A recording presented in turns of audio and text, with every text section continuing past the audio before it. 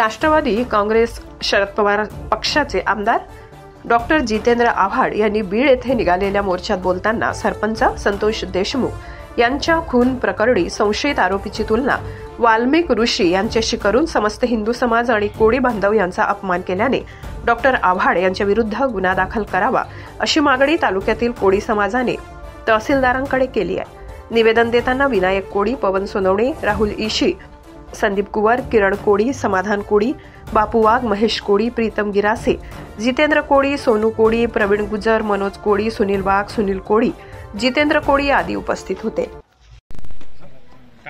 गेल्या 29 तारखेला शरदचंद्र पवार गटाचे नेते जितेंद्र आव्हाड या नतभ्रष्ट माणसाने जणू काही हिंदू समाजाला डावचण्याचा एक प्रयत्न केलेला आहे।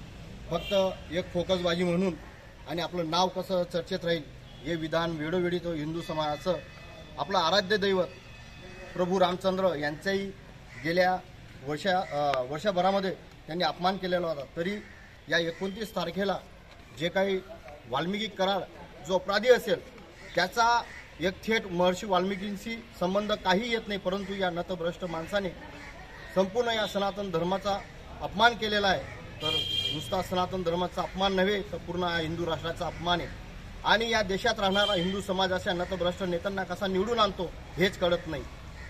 महर्षी वाल्मिकी हे कोळी समाजाचे आराध्य दैवत आहे आणि या आराध्य दैवताचा अपमान आम्ही सहन करूच शकत नाही। म्हणून आज रोजी आम्ही आमच्या शिरपूर तालुका आणि शिरपूर शहराच्या वतीनं शिरपूर प्रांत अधिकारी साहेबांना निवेदन दिलेलं आणि या निवेदनात म्हटलेलं आहे की आमचं समाजाचं आराध्य दैवत महर्षी वाल्मिकींचा एकेरी नावाने या नतभ्रष्ट माणसाने अवाच्य भाषेत उल्लेख केलेला आहे। एका साधारण अमानुषाची आणि दैवी आम्ही ज्यांना भगवान मानतो या माणसाची तुलना कधीच होऊ शकत नाही आणि तुलना करण्याचं कारणही नाही।